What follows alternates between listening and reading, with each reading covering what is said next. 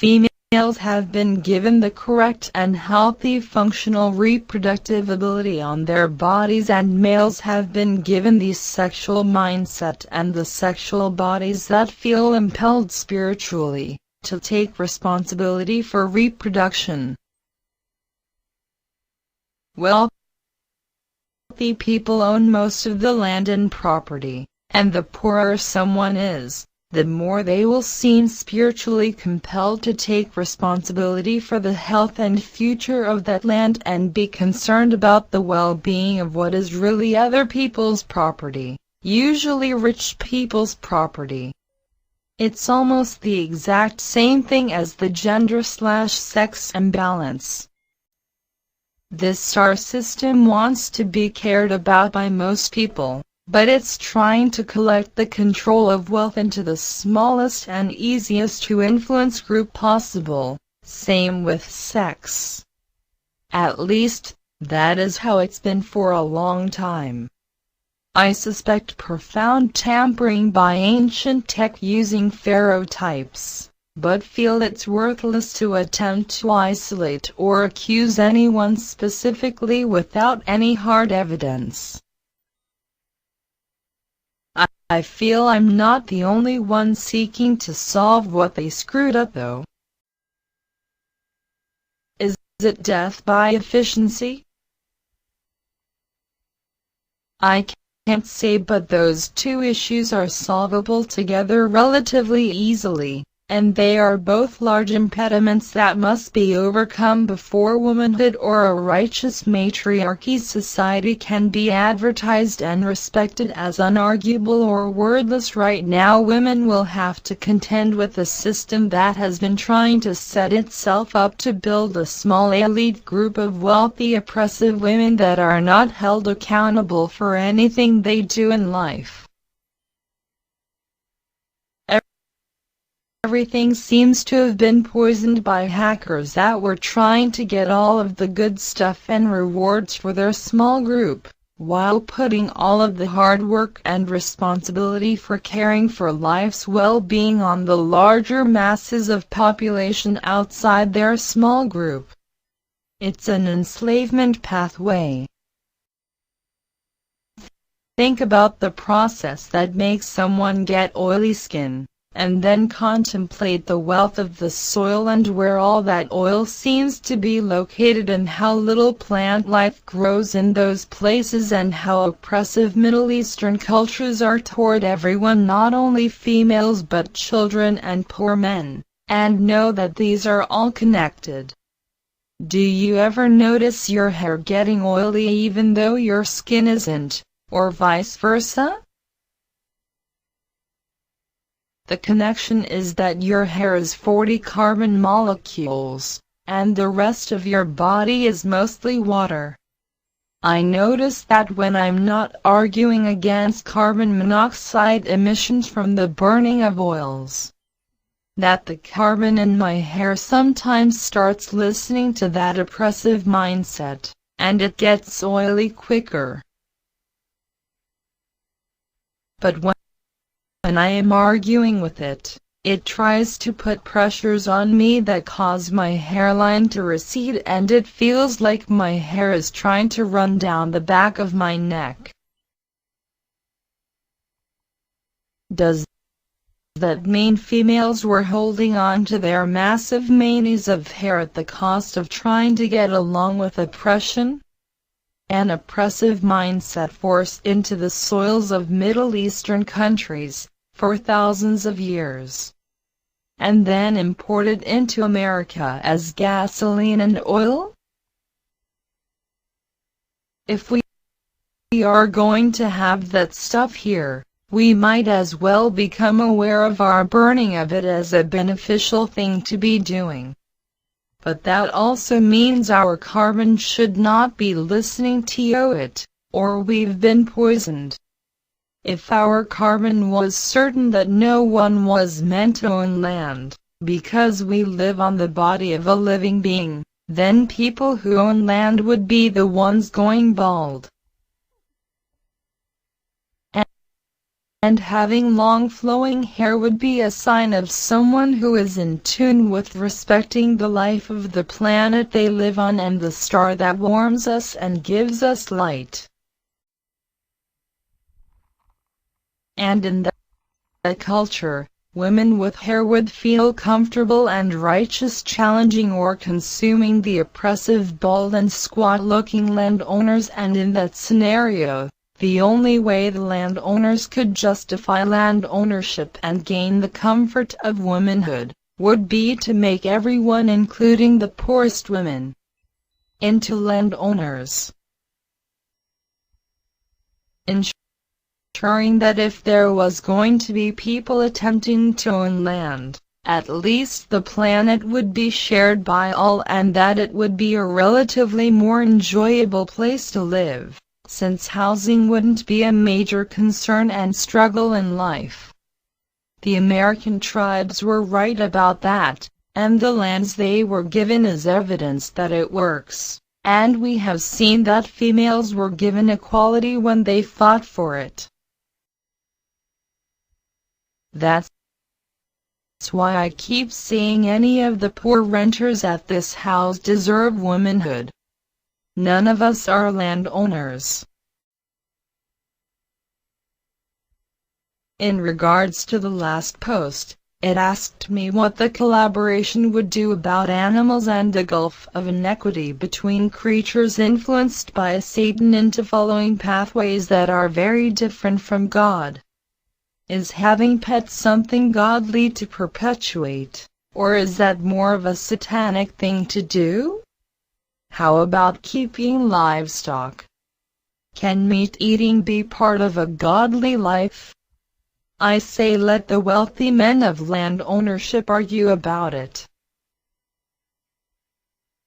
I don't own land, so I'm only certain that I'm not going to take responsibility for wild animals living on other people's property.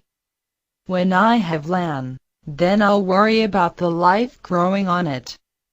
We can start to see land ownership as this planet sharing itself with us, or the culture sharing the responsibility of tending the ecosystem. When I feel included in ownership, then I'll participate at that level. The idle wealth and land tells us that our culture's duty is to teach the galaxy how to starve to death. I highly recommend looking up the song titled, Nervous, Sad, Poor, by the band Godspeed You Black Emperor. Bone Dry by Let's Go Bowling also comes to mind. A spirit says, free the canine people. And then it starts putting pressures on me to torture me into a manhood shape. I did free the only canines that I ever had control over. Other than that, the canines around me right now all belong to other people. And one of those people is my roommate, and she is younger looking and more protected looking than me. So, either life is being sarcastic, and it wants me to keep canines as pets, or it's speaking with Christian consumer labels and it is asking me to free people that consume canines. I can't afford to keep a pet, take control over someone else's pets, or free people that eat canines. And if they can't even bother trying to label themselves according to who their real oppressors are, and try to consume in the right direction, then why would I help people that are claiming to be Christianly consuming dogs? Dog half of the whole, memory. Asia, or the East in general, consumed its record-keeping, and built nations based on secrecy and private atrocity. And eating dog is part of their reward for that.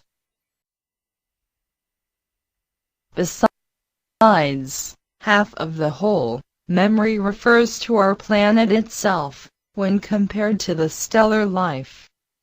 So their lesson seems to be one of learning how to hold landowners or land controllers responsible for the concerns of their overall population. I'd like to know why something is still pushing on me with pressure and crushing my carbon. It said you're a dog. No, I am not a dog in any way. I've never consumed a dog, destroyed a dog, had sex with a dog, or intentionally hurt a dog. I don't own a dog, and I can't afford to. I am mothers who abuse their sons by day, and land controllers and owners by night. Because of my location on the planet. I believe in class Lovecraft, not the class warfare the Native Americans tried to engage in. There are people in Asia that consume dogs, and people in America who do all sorts of other things to them, but I have nothing to do with dogs in any way. Why are you bothering me with these pressures and trying to turn my skin into a dog shape over my skeleton? It made a gross dog licking sound and showed me a dog licking a vagina. So, I will only be left alone by these pressures if I get SRS surgery and allow a dog to lick my vagina? Are you sure you want that to be the only thing protected by this planet and its star? Okay, I guess if you want to put pressures on the wealthy to house everyone, without any pretense of it being about love, then I won't stop you. I'm nothing like a dog myself, just for your information. I say that because it's gotten increasingly more obvious that the voices trying to pester me don't interact with me or even know anything about my real life. Okay, if it won't stop putting pressure on my carbon, the thing we have learned from money is that it's designed to starve poor people to death on behalf of oil/petrol/carbon monoxide and make the galaxy explode by directly challenging the galactic culture of the stellar level. It just accused me of seeking to house animals. And it's angry at me because it thinks housing animals would be wasteful. I agree that housing animals is wasteful. That's why I don't have one, and have no plans to buy an animal. Or a house for one. Fuck you, carbon monoxide. And if you're trying to be cleverly Christian, I'm not an animal either, because I don't consume whole raw animals. I consume prepared foods like burgers and pizzas. It just said it cannot afford to make wealthy people into men, and the poor people into women, because that would be promoting the mating of poor people. So you are spending your spirit making all of the animals into a manhood state, limited as possible and ugly and easy to enslave, and now you are trying to make all of the poor human people into men too? Because you can't afford something? Just out of curiosity. Are you aware that you are obvious as a man, since you think womanhood is nothing more than a sexual servant or reproductive machine? I believe our collaboration has recorded in numerous ways that forcing biological creatures into an inferior manhood state, by using spiritual pressures that push their bodies away from a comfortable neutral state, is actually what causes desire to flow from the inferior body toward the superior one. That is why the oppressed will desire the free. Limited animals will attempt to rape humans. Males with grossly abused giant fat bodies tend to be the ones who obsess over the bodies of tiny unabused females. And children desire being near their mothers, because they are a source of confidence and protection. Making animals into limited men instead of freeing them into an enlightened womanhood didn't make animals less likely to rape and murder, did it? Nope. So trying to force the poor people into a state of limited manhood and easy enslavement is going to have the same net effect. Just because you can make something look stupid, or ugly, or fat, or limited does not mean you are making it safer to be around.